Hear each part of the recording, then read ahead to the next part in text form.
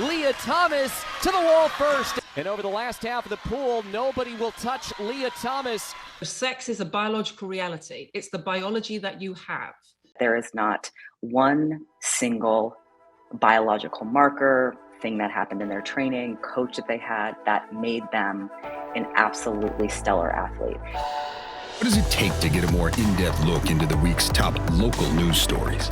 The Debrief brings you inside for a one-on-one conversation with our reporters every week, right here, right now. The Debrief. Welcome into The Debrief. I'm your host, Adam Kuperstein, in for David Ushery. When Lia Thomas dominated women's college swimming this year, becoming the first trans athlete to win a Division I national title, it set off a fiery debate. Should transgender women be allowed to compete in women's sports? Well, now, after months of often politically charged controversy, swimming's world governing body has weighed in. FINA ruled that any transgender woman who has gone through male puberty is barred from international competition, meaning they cannot compete in the Olympics.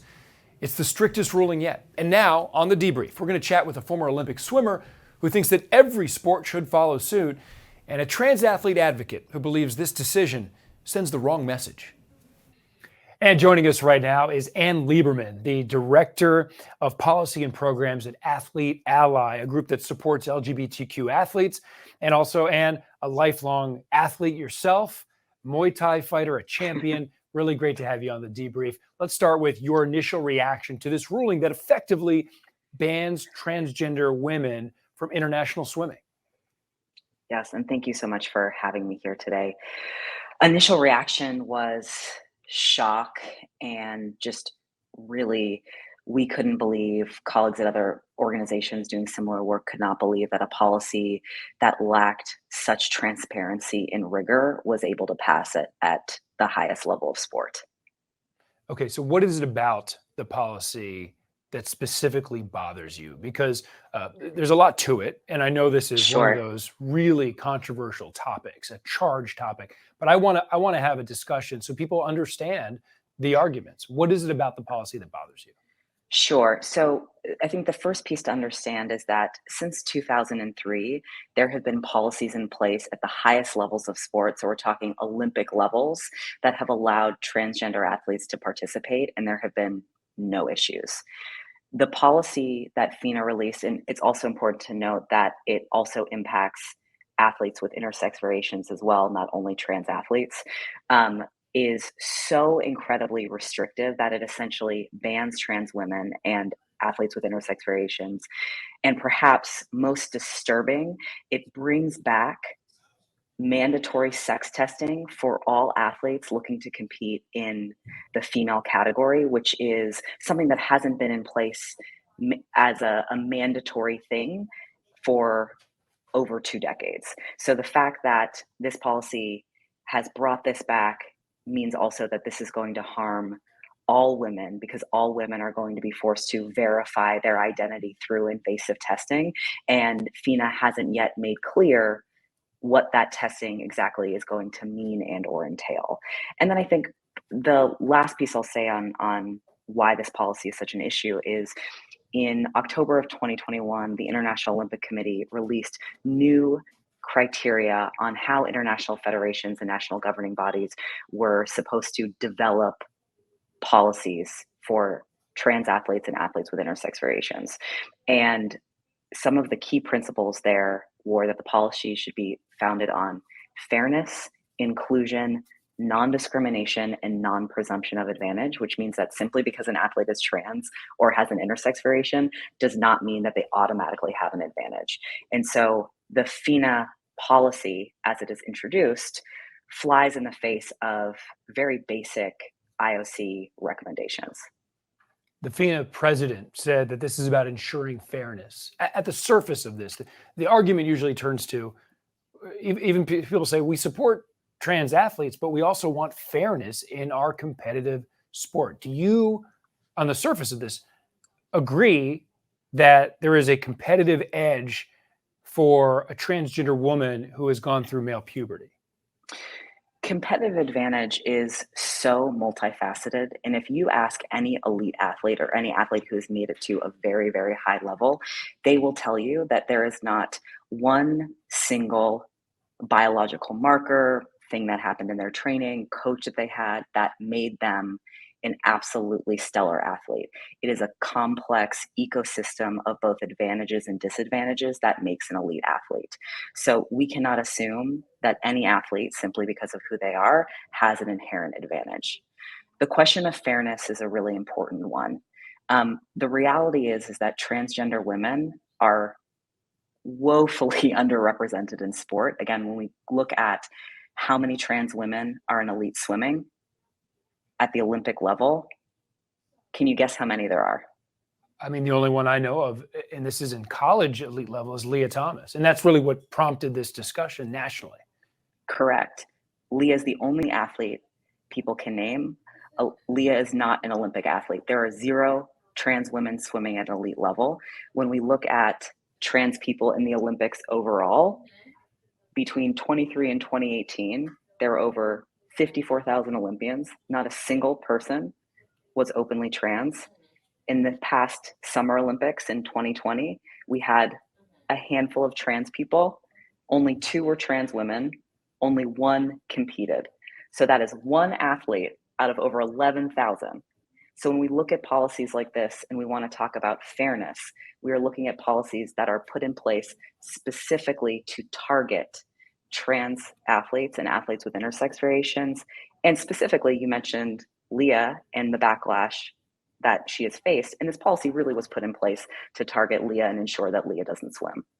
Well, Lia is, like you said, a college national champion, but I know that Lia would like to compete in the Olympics in 2024. This policy as is would keep Lia from doing that. And like you said, you're talking about that there aren't any trans women swimming in international competitions right now, but the argument is about that coming up in the future. So would it be fair for Lia to compete internationally in the Olympics for women's swimming? Absolutely. Lia followed every single guideline put forth by the NCAA and was eligible to compete. And it's what it feels very just heartbreaking and unfair is you have such a hardworking young woman who played by all of the rules, did everything that she was told in terms of not only her coaches, but also the policies she had to follow to enable her to compete. And we are still talking about policies being put in place to specifically target her.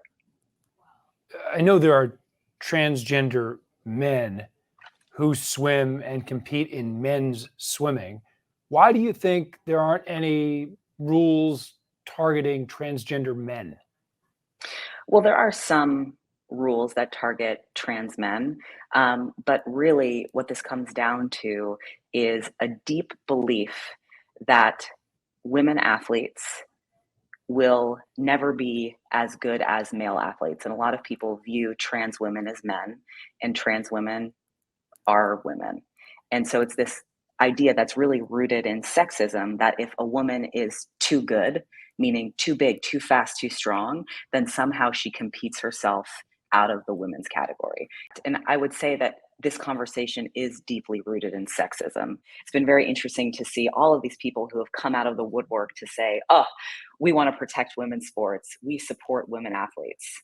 Well, where have all of these people, lawmakers, policymakers, people who are supporting women athletes, been when we've been talking about sexual harassment and abuse, equal pay, uneven implementation of Title IX? When you look at the major women's organizations who are working on gender equity, Women's Sports Foundation, the Tucker Center, they're not talking about trans athletes. They're talking about the actual threats and challenges that women athletes face every single day. So this really is a conversation about sexism and about equality and really equity for women athletes. And you're citing sexism, but the women who support the ruling are saying this is about preserving the women's category to make sure that young girls have the same opportunities in sports that men do. Absolutely. And there are women on the absolute opposite side of them saying we are actually active women athletes currently competing, and we know trans people. We have trans women who are on our teams, and they deserve to be participating on our teams. Perfect example is Erica Sullivan. She's a silver medalist and Olympian for the US, and she swam against Lia in the NCAA championships. And Erica wrote an op-ed in Newsweek to say, we need to be supporting trans women and girls because this is a larger conversation about how we support women and girls in sports more broadly. So I think one of the primary challenges is we only hear one side of the narrative, and there actually are so many women athletes who are supporting trans inclusion, non-binary inclusion, inclusion of athletes with intersex variations in sport. One of the things USA Swimming has come out and said after this is they want to promote inclusivity in the sport and ensure competitive equity. Can you truly have both? Absolutely. Absolutely. But there needs to be a transparent, clear process in place to develop policies that actually is in line with the guiding principles of the International Olympic Committee framework.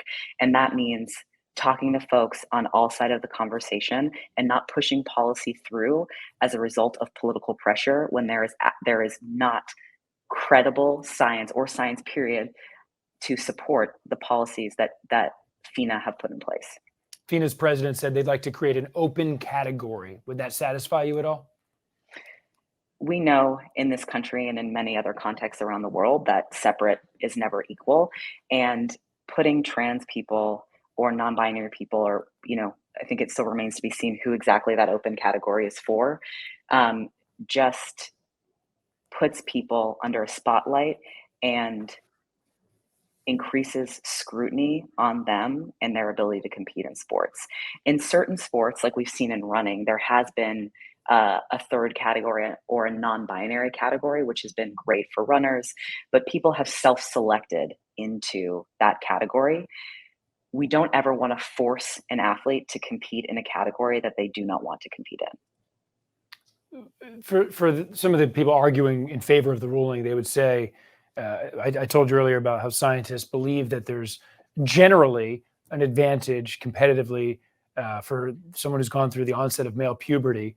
And there's a reason that men compete against men and women compete against women. Do you disagree with that on the surface? So I'm not saying that there are no differences between people assigned male at birth or people assigned female at birth, because there are, but the important thing is that these policies have hinged on testosterone as the be-all, end-all of competitive advantage, when even the IOC itself has said that that is not the case. And that is why in the recommendations, they said to take a sport-by-sport approach, because what makes me a fantastic Muay Thai fighter would make me a terrible basketball player or name other sport that I was not very good at growing up that we had spoken about. So that is really why we need to be talking about the complexity of competitive advantage and how we measure that advantage. People look at Michael Phelps, whose body produces far less lactic acid, which makes him recover way faster. He is celebrated. We look at Olympian Brady Archer, who has 20/10 vision. I would definitely say that's an advantage in archery, right? And so we have a very particular narrative around gender in sports that we need to re-examine, and we need to understand the larger, broader picture of athleticism in sport in order to really reach a conclusion in fair policy for all athletes. I think we need to find a way to not pander to fear and misinformation to create policy. This policy, I believe, only permits people who have transitioned before age 12, essentially, a transgender woman who's transitioned before age 12. How common is that? As far as you know, how rare is it to transition before age 12? I don't have specific stats for you on that, but here's what I will say.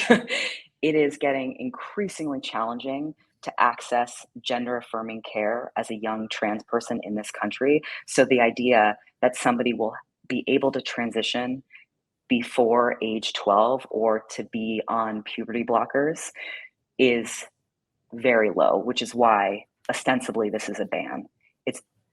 We are now at a place where medical care bans are being passed across the country, where 18 states have already passed bans that prohibit trans kids from playing sports with their friends. So this conversation about FINA is part of a much broader narrative and detailed strategy to dehumanize trans and non-binary people and to tell us that we should not have access to public space, we should not be able to play sports, and we should not be who we are. And that is perhaps the scariest and most heartbreaking thing about this conversation, is that we lose sight of the actual human cost of this, which is FINA makes a policy like this, there's a trickle down to the grassroots level, and we see the way in which this rhetoric is impacting the conversation in the US and beyond. And at the end of the day, what is happening is kids are being hurt. Anne, thank you so much for sharing your perspective. It was really important. We appreciate it. And now let's welcome in Sharon Davies, a former Olympic swimmer for Great Britain, won a silver medal in the 1980 Olympic Games, and now Sharon is an analyst covering the Olympics for the BBC. Sharon, thank you so much for your time. Let's start with why you support this ruling from FINA, which effectively bans transgender women from women's swimming.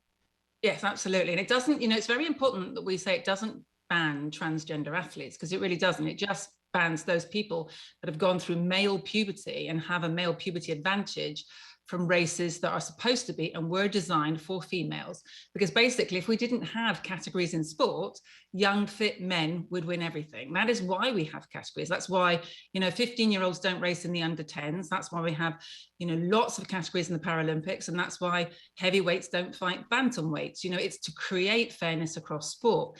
I suppose my personal story, as you mentioned, was 1980 and the East German era, when young East German girls, through no fault of their own, were put through male puberty. And they basically showed that they could make about 9% improvement. And in the 1980 Olympics, when I won my medal, East Germans won 90% of the women's medals in the swimming pool and 5% of the men's. And that was with a 9% advantage. That's absolutely massive, when it comes to winning Olympic medals, when they're won by fingernails. And women having fought so hard to get some form of equality, and we don't have equality. At the moment, coverage in the newspapers, coverage on television, financial support is still 75%, 25% towards men's sport. But having fought so hard to get equality, I just loathe the idea of going back to a phase where biological females aren't able to win their own races. Sharon, our first guest here on the Debrief is against this ruling, and she points out she believes that this kind of ban is rooted in sexism. She claims that it is something that is specifically targeting trans women and that it's rooted in sexism. What do you say to that? I don't know how anyone can use the word sexism when sex refers to male and female. So sex is a biological reality. It's the biology that you have. So you can transition because you identify with being male or female or being man and woman, but you cannot change your biology. That's in every single chromosome in your body, and it affects you from the moment you're born, but it certainly affects you the moment that you go through male puberty. So when you think about transgender men, biological females, they do not move over into the men's category. They stay in the women's category and identify as men. And providing they're on testosterone, no women that I know have a problem with it whatsoever. So I'm not really sure why it's not okay for transgender women to do exactly the same. Do you worry that the debate is at times hijacked by those who want to make it political and look at trans athletes as a threat? It's not that anyone's looking at trans athletes as a threat. And I can promise you, with my hand on my heart, having been involved in elite swimming for 50 years, I did my first Olympics at 13, competed for my country when I was 11, and I've never left the side of the pool, done 12 Olympic Games. I can promise you, as a sport, swimming is very, very inclusive, and we don't want to exclude anybody. But sport is all about fairness. It is the cornerstone of what sport is. Fairness. That's why we have WADA and the World Anti-Drug Association, who spend millions of pounds every single year trying to find people who try to cheat and get the tiniest advantage so that they can win a race. So therefore, how is it okay for females to be expected to start a race knowing that the person the next name to them has anything up to 30% advantage before they even get into the water or get onto the track or wherever? You know, and having been through that with the East Germans, I know exactly how that feels. And it is incredibly frustrating, very demoralizing, and incredibly unfair in a world where we are supposed to have equality. One of the concerns that was raised about this ruling is that it would bring back mandatory sex testing, and they claimed it would force a woman swimmer to verify part of their identity. Is that a concern in your opinion? No, I've had a sex test. It took 3 seconds. They put a swab on the inside of my mouth in 1976. It's only done once in your life because you can't actually change sex. That's it. Far less intrusive than a COVID test ever is. So why I would worry about anyone having to have a sex test? Again, this gets hijacked, you know, because people start thinking, oh, you're supposed to take your trousers down. And that does not happen. A sex test is a swab, a cotton bud to the inside of your cheek, and that is it. This ruling, you think, would be better off if it applied to more than just swimming? It went beyond swimming to track and field and other sports? Yeah, I desperately want to see it go to all the other sports. You know, I've been campaigning now for 4 years to try and get fair sport. Just after the ruling that the IOC brought in, I had 60 of my friends sign a letter, and these were all Olympic medalists and world champions, to the IOC and say, please do the science first. You know, this is going to create problems if you just open the floodgates without doing the science. If we had done the science and found a way to be inclusive and then done the science, nobody would have had the reaction that we've had now. It should never have been a matter of just kicking women's sport to the sides and saying, you know, guys, you can still have fair sport, but girls over here, you can't. You're not entitled to it. In the world of inclusion, we're going to call you second-rate athletes, and you don't get the same equal opportunities as the guys do over here.